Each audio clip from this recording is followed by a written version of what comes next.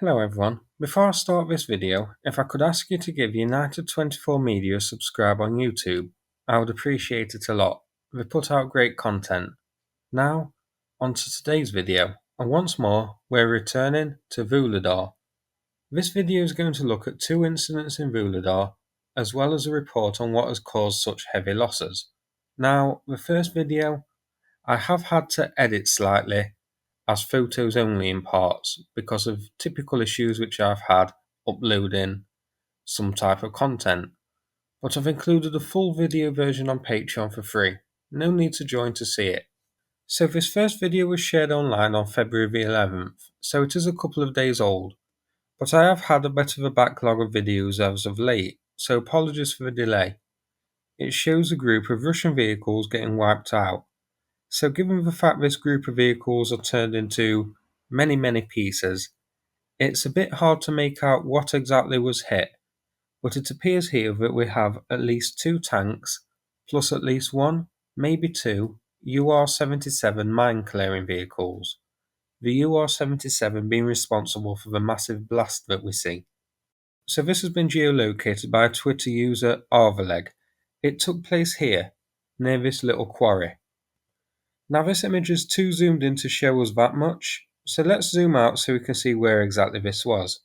So as we can see here, this was east of Vuhledar, a dastardly attempt it seems to circle the town via a different route than usual, or at least, given the presence of the UR-77, or maybe two UR-77s, an attempt to clear the way for a possible assault on the town through a different route. The past attempts came from Pavlivka and Mykhliska, and we saw how those turned out with photos and videos from a few days ago. They turned out dreadfully. We saw, I believe, 31 vehicles lost in just one video clip, plus many more clips and photos and that sort of thing at different other attempts. So the losses there were very high. This map here I used in my past video, but it's worth another look. So it shows the initial attempts and initial pushes and the directions of the assault. So it was attacking from two sides, from Pavlivka and Mykhliska. So given the location of this incident today, it seems that this was an attempt to attack from a different location, after the other ones went pear-shaped, but of course that route ended up going pear-shaped too. Here's its location on deep states, so this is closer to a town called Volodymyrivka, just north of the settlement. So while it's in the region of Vuhledar, it was further apart from other incidents that I've covered. So here I've shown the possible attempts which they may have been planning to approach Vuhledar. This was a small force, two tanks and one or maybe two mine clearing vehicles.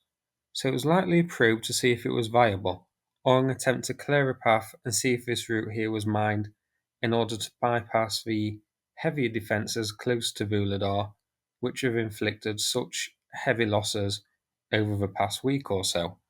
At least that's how I'm reading the situation. I may be completely wrong, of course, but it seems the likely scenario here.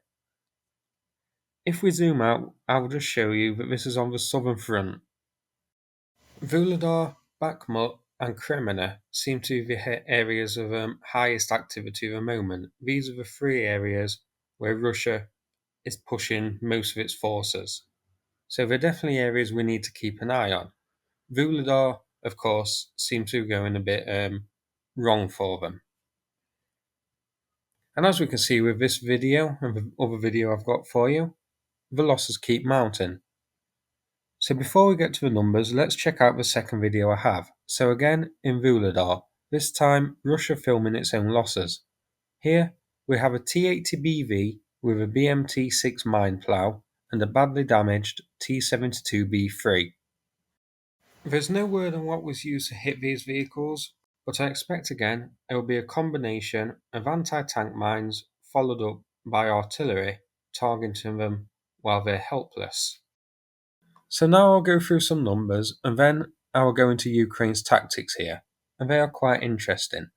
So the losses here include 4 tanks. On Oryx, there are a massive 1,718 listed so far, and this is just visually confirmed. Of course, there's going to be many more which haven't been documented, photoed or videoed and that sort of thing, so the true number will be higher. not to mention the ones down for maintenance. So the first video, I don't think the tank types were identified, but on the second clip we could identify a T-72B3 and a T-80BV. 277 T-72B3s are visually confirmed as lost. There are 2,030 T-72s of all variants in active service, 850 of which are the T-72B3 variant which we saw in the clip. The International Institute for Strategic Studies puts the total in storage at 7,000, but it's likely that many of those 7,000 are just not ready for anything other than being a huge hunk of inactive scrap iron. T80BV, we are also looking at high numbers. 216 visually confirmed as lost. 480 T80s of all variants are in service, of which around 310 are the BV and T80U variants. Again, the International Institute for Strategic Studies puts the in-storage number at 3,000, but it's likely again that many of those aren't fit for purpose. I mentioned the source as in the past few videos a couple of people have questioned where I got the numbers from. I use International Institute for Strategic Studies because their review of Armed Forces equipment is considered to be one of the most accurate, although they don't go into details as in the condition of the vehicles they mention. Just the numbers. The UR-77 is a bit rarer, 27 listed by Oryx. It's actually unknown how many UR-77 meteorites are in service, but of course it's one, maybe even two less now.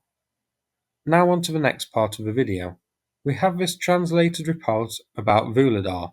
It basically says that Ukraine mined a corridor with RAAMS 105mm cluster shells with anti-tank mines.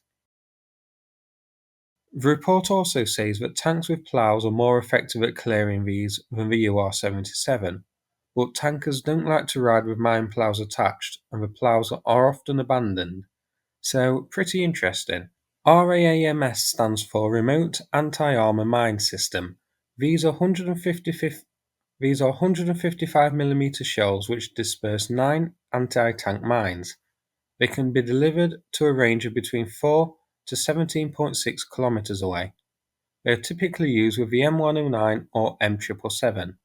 Around 10,200 were sent by the US. Given the fact they use the NATO standard 155 round, I do expect that other howitzers would be able to use them too. So that's it for this video. I hope you found it interesting. I thought it definitely worth a look at. If you found it interesting, please click like and subscribe. I'd appreciate it. Thanks again, and take care everybody.